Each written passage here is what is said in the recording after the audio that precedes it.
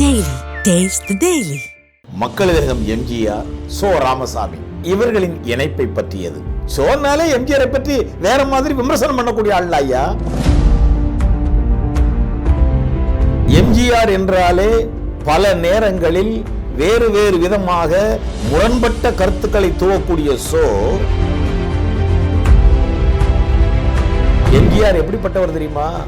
நம்ம வீட்டுல ஒலைய வச்சுக்கிட்டு அரிசி வேணும்னா நம்பி எம்ஜிஆர் போகலாம் ஐயா. எம்ஜிஆரை வைத்து படம் எடுப்பது கஷ்டம்தான்.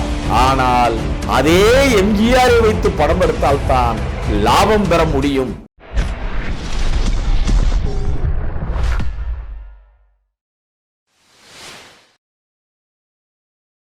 திரைமொழி சேனலின் அன்புள்ளம் கொண்ட நேயர்களே, நமது திரைமொழியின் வாயிலாக உங்களை தொடர்ந்து சந்திப்பதில் உங்கள் தோழர் எல்வி ஆதவனாகிய நான் மற்றற்ற மகிழ்ச்சி கொள்கிறேன். இன்னைக்கு நமது வீடியோ மக்களிதகம் எம்ஜிஆர், சோ ராமசாமி இவர்களின் இணைப்பை பற்றியது. என்னது? எம்ஜிஆர் சோ இணைப்பை பற்றியதா? என்னையா இது? சோ தான் எம்ஜிஆரை எப்போ பார்த்தாலும் எதிர்த்து பேசிக்கிட்டு இருப்பாரு. சோ இன்னைக்கு எம்ஜிஆர் மேல அன்பு வச்சிருந்திருக்காரு. சோனாலே எம்ஜிஆரை பற்றி வேற மாதிரி விமர்சனம் பண்ணக்கூடிய ஆள் ஐயா. அது எப்படி எம்ஜிஆர் சோ இணைப்பு வீடியோ என்று நீங்கள் கேட்பது தெரிகிறது. ஒரு உண்மையை புரிஞ்சுக்கோங்க. சோ ஒரு நல்ல விமர்சகர் என்றால் எதை பார்க்கிறாரோ எதை கேட்கிறாரோ அவர் அதை பற்றி நல்ல தகவல் என்றால் நல்ல தகவலையும் சொல்லுவார். அந்த தகவல் சரியில்லை என்றால் அதையும் சொல்வார். அதில் என்ன தவறு என்பதை எடுத்தும் சொல்வார். அப்படிப்பட்ட அவர் ஒரு நல்ல விமர்சகர், நல்ல அறிவாளி, நல்ல விவரம் தெரிந்தவர், உலக அரசியலை உற்று கவனிக்கக்கூடியவர் என்பது அனைவருக்கும் தெரியும்.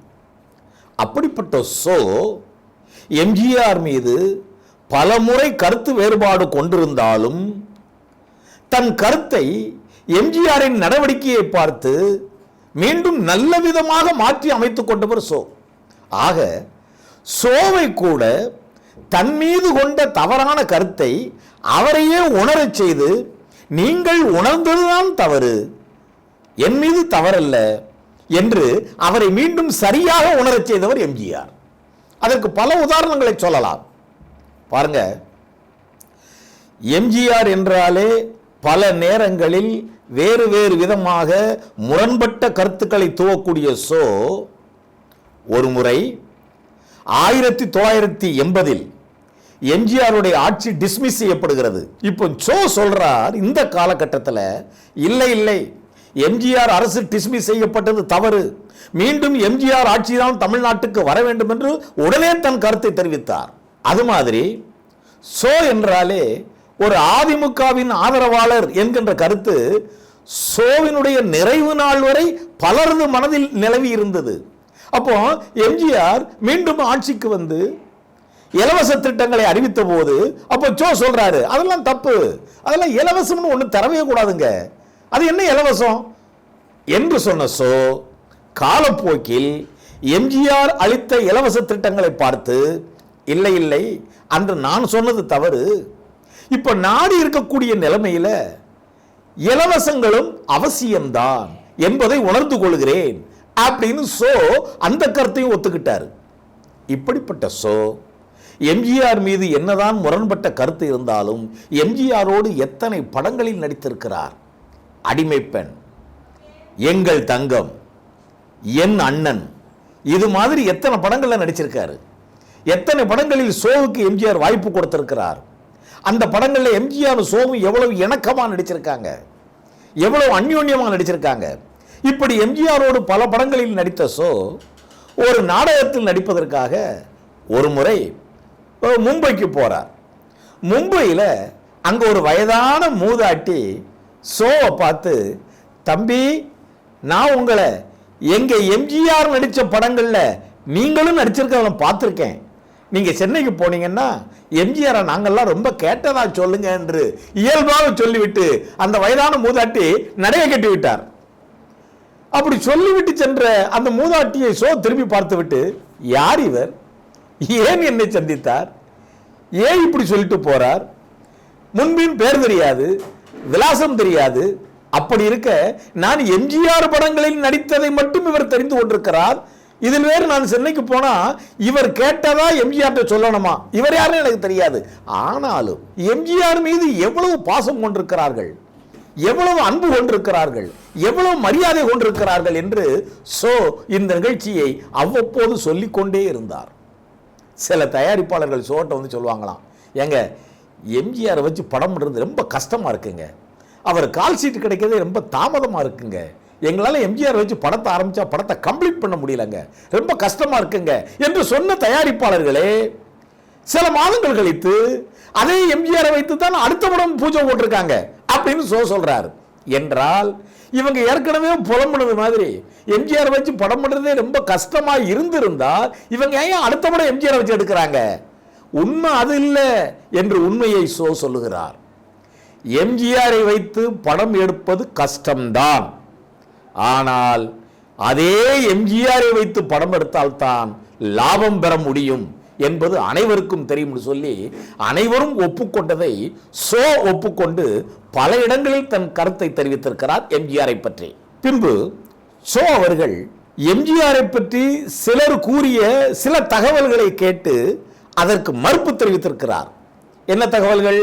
ஷோகிட்டே சில பேர் சொல்லியிருக்காங்க, எம்ஜிஆர் வந்து உதவி செய்யறது உண்மைதாங்க, ஆனால் சுய விளம்பரத்துக்காக பண்றார் அப்படின்னு சொல்லியிருக்காங்க.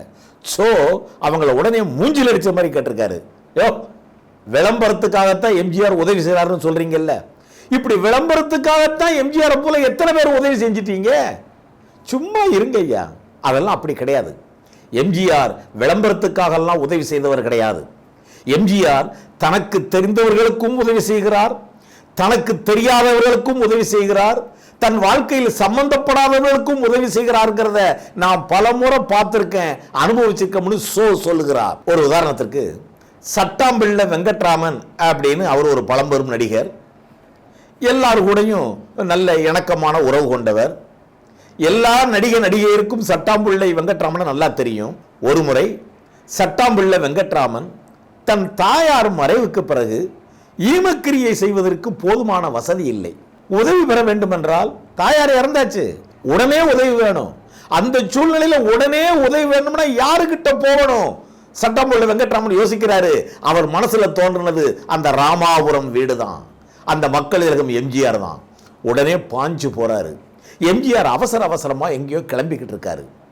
அந்த கூட்டத்துக்கு மத்தியில் சட்டாம்பிள்ளை வெங்கட்ராமனை அப்படி அடையாளம் கண்டு கொண்ட எம்ஜிஆர் அவரை வர சொல்லி, என்ன விஷயம், ஏன் இப்படி பரபரப்பா இருக்கீங்க, எதுக்கு வந்திருக்கீங்க என்று சொல்ல, சட்டாம்பிள்ளை வெங்கட்ராமன் எம்ஜிஆரிடம் கதறிக்கொண்டு, என் தாயார் இறந்து விட்டார், ஈமக்கிரியை செய்ய போதுமான காசு உடனடியாக இல்லை, எனக்கு நீங்க தான் உதவணும்னு எம்ஜிஆருடைய 2 கரங்களையும் பற்றி அவர் கண்ணீரோடு மன்றாடிய போது, எம்ஜிஆர் ஒன்றும் கவலைப்படாதீங்க, நான் அவசரமாக வெளியே போய்கிட்டு இருக்கேன், வீட்டுக்குள்ளிருந்து ஒருவரை வர சொல்லி, இங்கே பாருங்க சட்டாம்பிள்ளை வெங்கட்ராமனுக்கு ஒரு வேன், இது போக அந்த ஈமக்கிரியைக்கு தேவையான பணம் கொடுத்து உடனே ஹெல்ப் பண்ணுங்க, வெங்கட்ராமன் எதை பற்றி கவலைப்படாதீங்க, நான் வர்றேன் அப்படி எம்ஜிஆர் போயிட்டார். உடனே ஒரு வேனையும் போதுமான பணம் என்ன அதற்கு மேலான பணத்தையும் அவர்கள் கொடுத்து சட்டாம்பிள்ளை வெங்கட்ராமனின் குறையை தீர்த்திருக்கிறார்கள். அந்த தாயாரின் ஈமக்கிரியை மிக அருமையாக நடந்தேறி இருக்கிறது. இதை கண்ணீர் மல்க சட்டாம்பிள்ளை வெங்கட்ராமன் அவர்கள் சோவிடம் சொல்லி இருக்கிறார். இந்த சம்பவத்தை சொல்லி, எம்ஜிஆர் எப்படிப்பட்டவர் தெரியுமா? நம்ம வீட்டில் ஒலைய வச்சுக்கிட்டு அரிசி வேணும்னா நம்பி எம்ஜிஆர்ட்ட போகலாம் ஐயா, உடனே கிடைக்கும் ஐயா. ஒரு முறை அடிமைப்பெண் படப்பிடிப்பில் கலந்து கொண்டிருக்கிறார். அது ராஜஸ்தான் பாலைவனம் அந்த மாதிரி இடங்கள்லாம் ரொம்ப கொடுமையான இடங்கள். அங்கே கிளைமேட் ப்ராப்ளம், அங்கேயும் நச்சு பாம்புகள் அதிகம். அந்த இடத்துல கிளைமேட் தாக்கத்தினால மாறுபாடுனால ஷோவுக்கு கடுமையான வயிற்று வலி, அவரால் தாங்க முடியல, அவதிப்பட்டிருக்காரு, அல்லல் பட்டிருக்காரு. தன்னோடு நடிக்க வந்த வயிற்று வலியால் அவதிப்படுகிறார் என்று தெரிந்தவுடன்